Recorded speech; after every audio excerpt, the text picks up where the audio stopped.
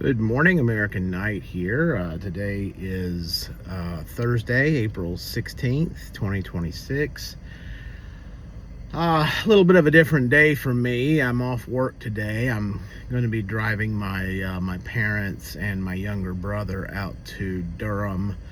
My younger brother get some medical tests done at Duke Hospital out there. He's had a really unusual form of cancer that they originally found about 8 years ago. He is doing pretty well with it. The treatments that he's gone under, but he just gets periodic scans done just to make sure that it's not it's not coming back. So fortunately, he is doing well. So we just continue to hope that that's the case. That my parents have kind of gotten to that point where this drive is a little bit much for them, and my younger brother, he's autistic, so I've got the driving duty today. So anyway, I'm going to be doing that today. I'll be back at work tomorrow. I'm feeling really tired, you guys. I'm really starting to feel my age. I'll be turning, I'm not that old. I'm turning 50 in August, but boy, I feel like I'm ready to retire, like today. I don't want to work anymore. Any of the rest of you feel that way, or you're just sick of work and you just don't want to work anymore? You just want to go and enjoy what remaining life you have in you? I've felt that way for a while. It's like it's kind of sad that we're here on this earth for such a short period of time, really, and we spend it all, not all, but a lot of our lives doing things we don't really want to do.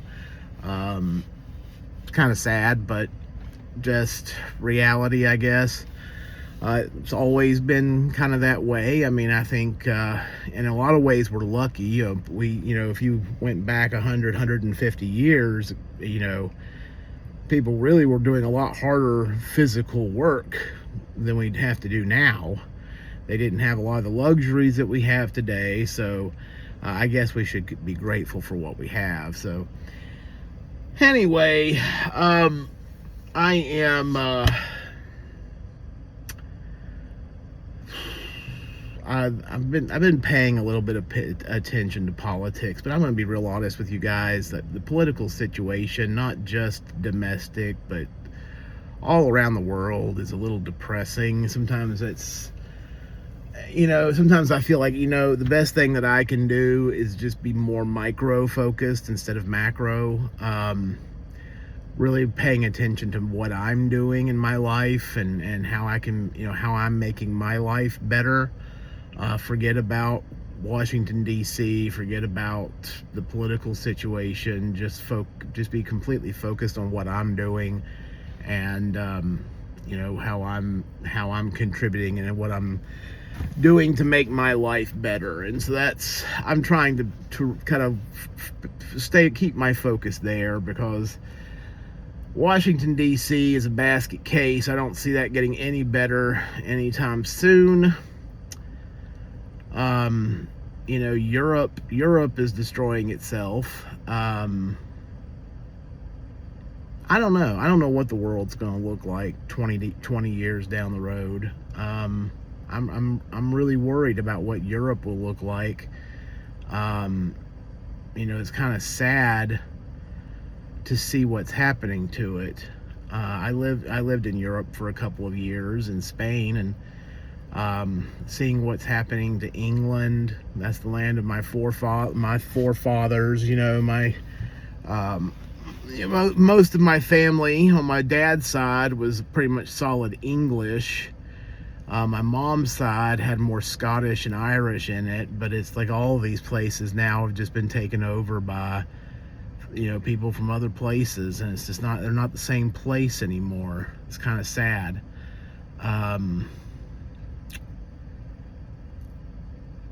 Spain, of course, they've just admitted like 500,000 migrants from other places. I think some of those are from Latin America, but some of them are from North Africa or from Africa. And it's these African migrants, the ones that I really worry about, especially when you're talking about the cultural differences between the Christians and Muslims, but not even so much that as it is,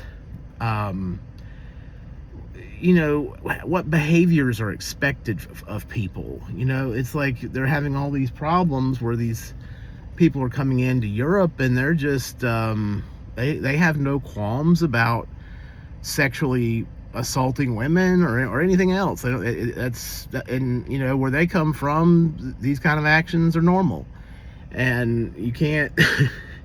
So it's just kind of sad to see that happening. I was thinking for a while that I might retire in Europe, at least spend a few years of my retirement years over there. But now that I'm looking at that situation, it's like, I don't know, 15 years down the road, I don't know if it's going to be a good place to be or not. I may instead just find a nice quiet place in the mountains of North Carolina and just I've been really thinking about getting some land up there somewhere where my daughters can go if things kind of get bad. I do worry about my two girls. Anyway,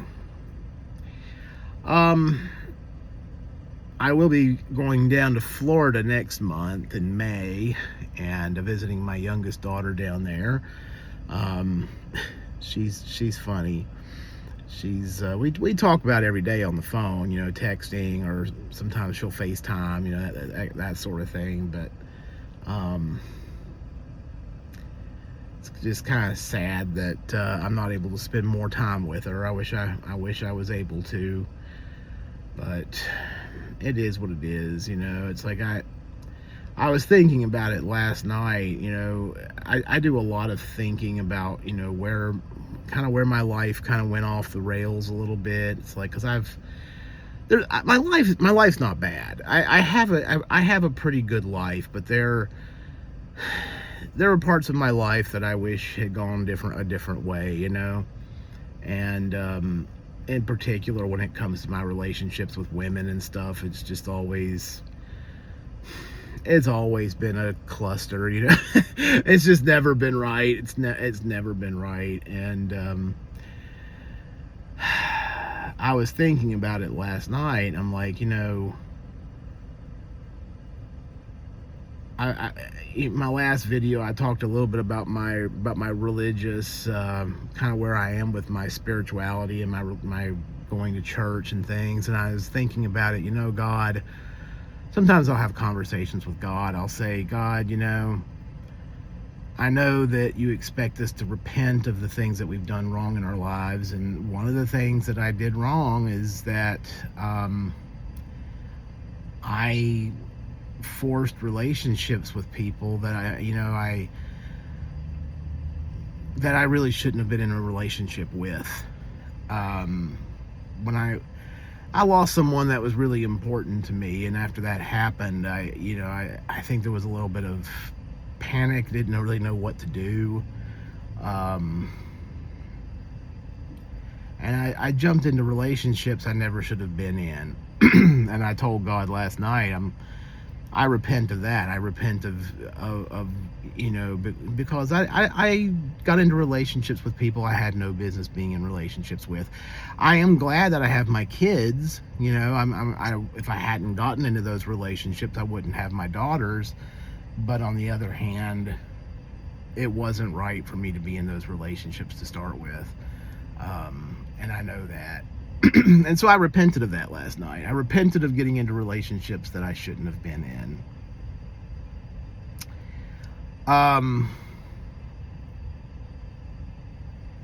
As weird as it might sound, I think what should have happened, once I lost that right person, I should have stayed single. I shouldn't have ever gotten married after that. That was a mistake. And Yeah, it was. People will say, no, you can't just give up on it after losing one person, but there's a reason why I say that. It's pretty obvious to me that it it wasn't going to be right after I lost her. It's like it's been screwed up ever since that happened. So it would have been better off it would have been better off all around if I had just stayed single and never gotten married after that. I think that's what should have happened. I'm glad I have my kids. It's not about my kids. It's just that those relationships just weren't right. Anyway, so I repented of that last night. I try to go back and see the things that I've done wrong. Nobody's perfect. This whole girls were kind of a foreign, an alien thing to me. It's like I didn't have sisters growing up. Brandon, my brother, and I, we didn't really hang out with girls when we were growing up. But we played a lot of sports and stuff with a bunch of guys. There were never any girls there, and so I wasn't real familiar with. And another thing too is really my parents never really talked about dating and all that. We never discussed any of that. Almost everything I learned about dating and stuff, I had to learn from like friends and other people that I knew. So anyway, you just kind of get to a point where it's just time that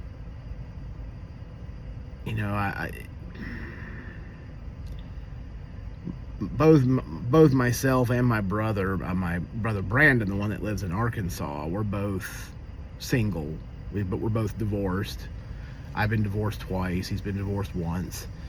I don't think either one of us are thinking about getting into another relationship. I think we're all tired of it.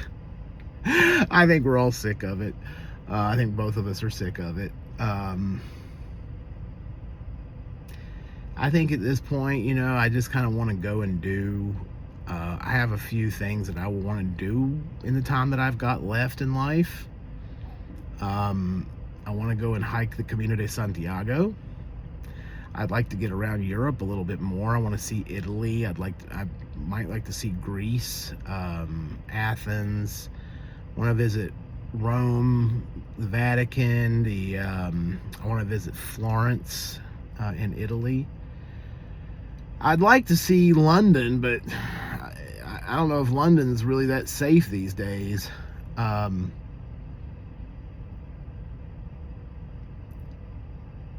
Same goes for Paris. I'd like to go to the Louvre Museum there, but I don't know. These places the Europeans are allowing themselves to be invaded, but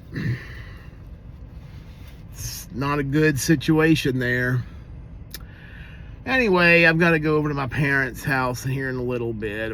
We have to be in Durham about 11 o'clock. It's about an hour and a half drive from my parents' house out there, so I've got a little time. It's only 6:11 in the morning right now, so I told my parents I'd get to their house around 7. So I'm 5 minutes from their house right now, so I got a little bit of time. But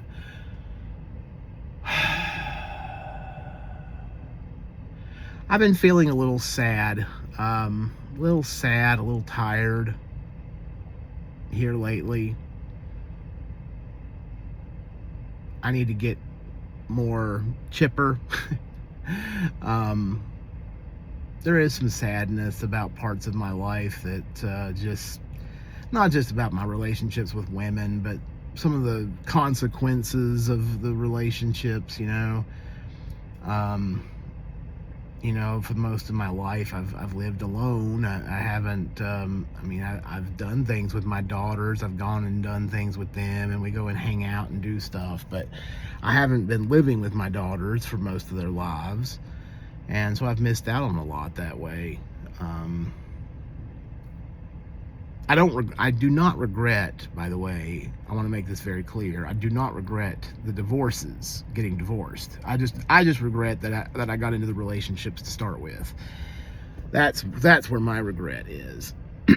But I have not once regretted the divorce. It's the getting divorced. I've never regretted that, because I think in my view it was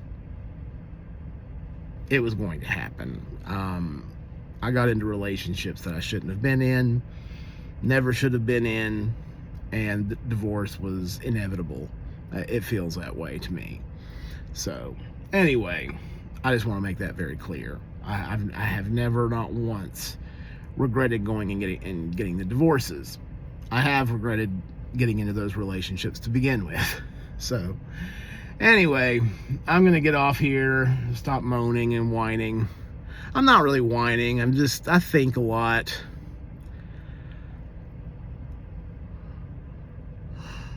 I have to say, there is a lot to be said for being single.